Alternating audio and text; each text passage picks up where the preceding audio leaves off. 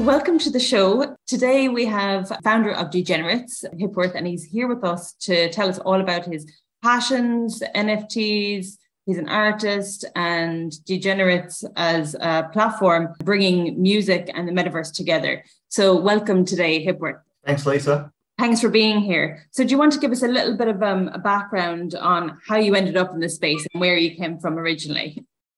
Yeah, sure. So I've been working as a digital artist and content creator in the music and entertainment industry for over 20 years now. I got involved in the electronic music industry through running warehouse parties in the late 90s, which then led to me working for a lot of nightclubs and events as a graphic designer and a marketer. From there, I launched a digital agency and ventured into web development, social media marketing, and digital strategy. And, that's sort of, an organic process that was kind of driven by my clients that, with a few more steps led me to where I am today. Amazing. Tell me a little bit more about these warehouse parties. I'm intrigued, and I would have been at them back in the day, the 90s. I was a little bit too young yet. I was more a 2000s girl. But yeah, tell me about the warehouse parties if you can. Look, in Melbourne, it was, we used to get sort of abandoned warehouses, and we had quite a creative group, and we'd spend a lot of time setting up the parties, like, building sculptures and decorating the venues. And I got really absorbed in that. And, it was kind of like a lifestyle. And at one point I found an old warehouse. It was 10,000 square feet of abandoned chocolate factory out in the west of Melbourne. And so I took the lease on that and we cleaned it up. It was full of pigeon dung, and it took us months to clean it, and we painted it up, and then we just started having raves there. And so that was a really exciting sort of time for me, just absorbing myself in electronic music and party life. Amazing. And how did you end up then in the world of NFTs? So I know you're passionate about music and audio NFTs, because I was having a look at some of your tweets and stuff that you were retweeting in the past. So how did you end up in the world of NFTs? Well, I've been across Bitcoin probably since about 2014, and kind of followed the crypto space ever since. You're an OG. So, well, to be honest, I wasn't really investing much back then. I was just intrigued by it. I'd download the Bitcoin core wallet, and I'd try to get sats by, using all these faucets, and spend hours just clicking ads and videos to get, a really small amount of sats. But, at least it sort of gave me it connected me to the space, and I kept in touch with it. And so, by 2017, I started working in it. I set up a mining factory. We had like 100 ant miners in there, and that was kind of my first venture into a professional kind of outlet for the space. So as a digital artist, I've always been into digital art. And so around about 2019, when I kind of heard of people minting art on the blockchain, my ears pricked up. But it wasn't until probably a year later, 2020, that I started minting art on OpenSea. And after that first sale, I pretty much was hooked. Yeah, it is. I must say I do a little bit of it myself, and it is quite addictive when you see something that you like or that appeals to your inner self. You're like, wow, I need this. I need to have this in my wallet. I need to get this in my wallet somehow. Find me some crypto from somewhere so I can get this NFT. In your thoughts around music NFTs and the way the music industry is kind of going into the world of NFTs, do you think it's transforming the way we think about music and ownership? Yeah, I think NFTs offer a more intimate experience for the collector, which, can't be realized through traditional forms of music discovery like Spotify and streaming services. And so collectors and music lovers now have a channel to connect with artists through direct patronage. And then, through that, they receive exclusive content and rewards and rewards through investment as well, which you don't get through purchasing music from or subscribing to music on places like Spotify. But I think what's interesting is that every 10 to 20 years, we see an innovation in music, like in music mediums, from vinyl record to MP3s, music streaming. But now we have a format in NFTs that delivers something else, like verification, scarcity, provenance. And that provenance points directly back to the artist. So, I'm bullish on on disruption, and disruptive technologies. And I think music NFTs tick all the boxes for delivering that new paradigm and a shift in the industry. I completely agree 100%. And putting the creator first is why I came into Web3 as a writer.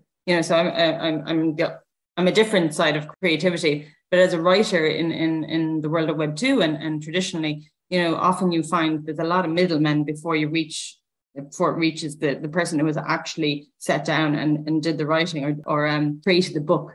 So you have a lot of publishers, agencies up above that are a lot of the credit doesn't get filtered down to that person, that creator, the bottom person, the bottom person that should be at the top. So I have a vision that Web3 is we're changing that. As you said, we're disrupting the models to put the creator first. Yeah. So tell me about this event that we're going to experience in Gibraltar. So we're going to Crypto Gibraltar. You've teamed up with Pete there and you're creating something very unique. And I think it's going to be quite special. So can you give us a bit of an overview of what's going to happen? Yeah, so we're kind of aiming to bring all of our metaverse properties into one overarching experience for the guests, which they can enjoy in a real life setting. And by that I mean we'll be broadcasting our Djenerates, our DJs that are part of the project. They'll be streaming live directly into Crypto Gibraltar via large scale projections and screens. While the guests could use their devices, whether they be laptops or mobile cell phones, to engage in our virtual properties where we're situated in places like Decentraland, Somnium Space, Planetary Partyverse, which is our club Djenerate in Decentraland is in the Decentral Games District. So there's a whole kind of variety of things that the guests can do. They can listen to music, they can play the games. So it should be a really interesting experience bringing the virtual side of things into a real life setting. And then following that, I'll jump on the decks and we'll play live as well. So it's kind of like an emergence of both the spaces. I think it could be, I know we spoke about this before, but I think this could be a world first because you have spaces in different metaverses. You're bringing different metaverses to the universe and vice versa.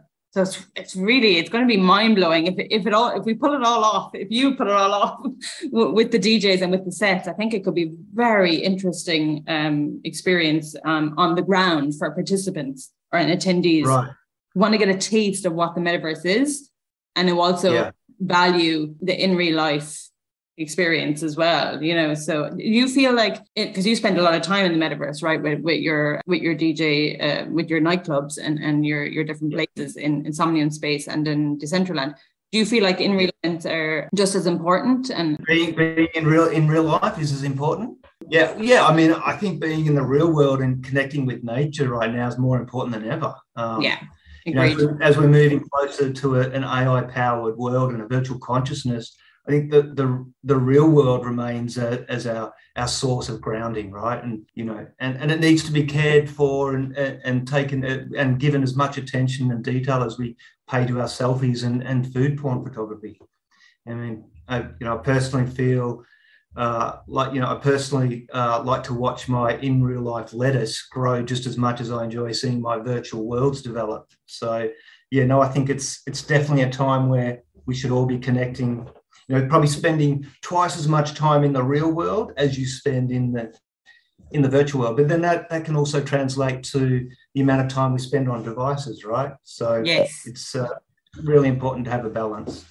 Yeah, and I suppose that kind of leads on to an appreciation of space in general and being mindful of the space you're in and taking the time to enjoy it. When you're there. So when you're in the metaverse, you enjoy it. When you're in your garden growing lettuce, you enjoy it right there. Right? So I think it's being aware as well too. I mean, we're pretty much understand the idea of social media endorphins. That rush that we get from having that engagement through discovering content and getting notifications. And so the metaverse is sort of no different, really. we're sort of alerting different senses and stimulating different endorphins in our brains. So we have to be aware that it can be an addictive, have an addictive nature to it. Like gaming, right? Gamers will sit in the same seat for 24 hours, right? So yeah, I think it's the real world's. We want it to stick around, so we need to care for it as well. Agreed. What you said there in terms of the engagement and the people being involved in the scene. So when you're DJing, and a lot of DJs will say, and a lot of performers will say that they really need the audience feedback and, the way the audience reacts to their performance. How is that different in a metaverse setting? So in the metaverse setting, a lot of the times you're dealing with like chat rooms and, platforms like Discord where there's conversations going on. And you've also got people or guests in their avatars, right, in the space. So there's a couple of different dynamics there that the DJ can feed off.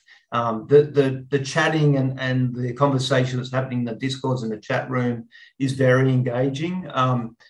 Whether the DJ has time to actually engage in that while they're DJing, though, is a bit of a balance, but they can see what's happening. A lot of them, that are kind of native to that space now, especially Twitch DJs and virtual DJs, they're kind of set up with all of that in front of them. They've got their decks and their computer, and on their computer is a chat window, so they can see what's happening, and then they can see visually, the people that are entering the space with their avatars. And most metaverse environments have a little, dance function. So the avatars can dance around and, people are flying around. So sometimes it's even, it's really kind of stimulating for the DJ because they've got, the chat window, they've got this visual presence. And it is different to obviously the energy that you might feel in a live situation, but it's a virtual world. And the virtual world comes with its own, nuances. Yeah, I didn't have a look at the club actually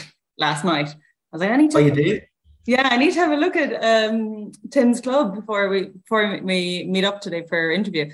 And I loved it. Oh wow! In general, now Decentraland, I do like spending time there.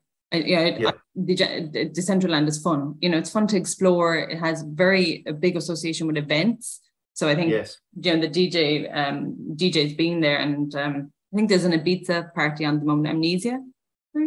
Yeah, so Amnesia backs on to our club, right? So because they're our partners in Djenerates. So outside you've got our club, and then you go through the door into Amnesia.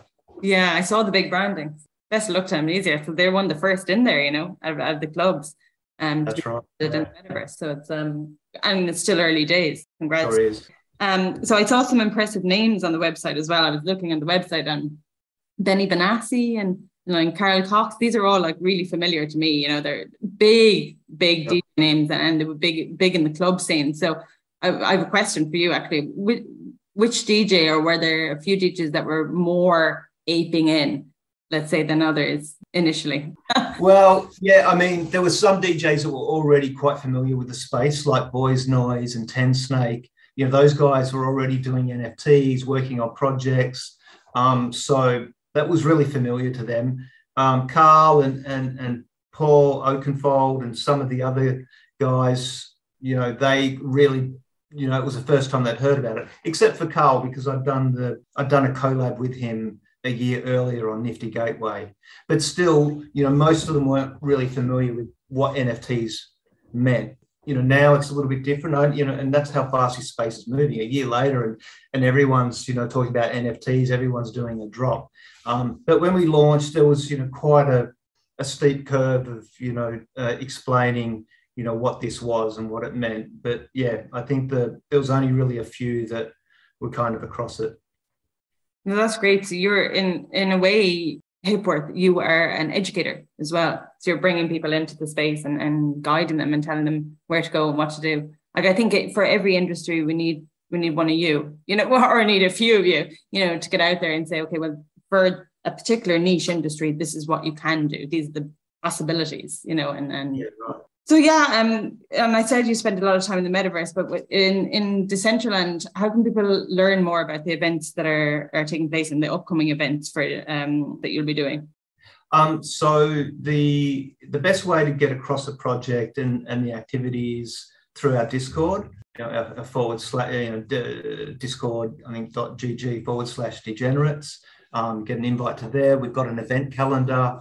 We've got lots of channels where the DJs are always sharing mixes. Yeah, so we're running a DJ comp at the moment, and we sort of see ourselves as a bit of a launch pad as well, a career launch pad for DJs.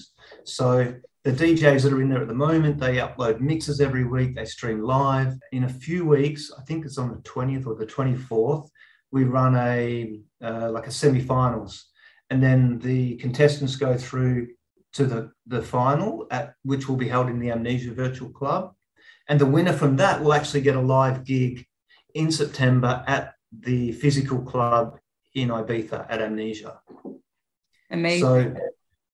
So the DJs are really like every day they're uploading new content, showing us, their skills and their music selection. So there's quite a lot to get across in the Discord, as well as us always, sharing links to our live sets. That sounds amazing. And I'm really looking forward to listening in and to participating in Gibraltar. So if you were to think about, we'll just go back to Crypto Gibraltar again and the upcoming event that's happening there.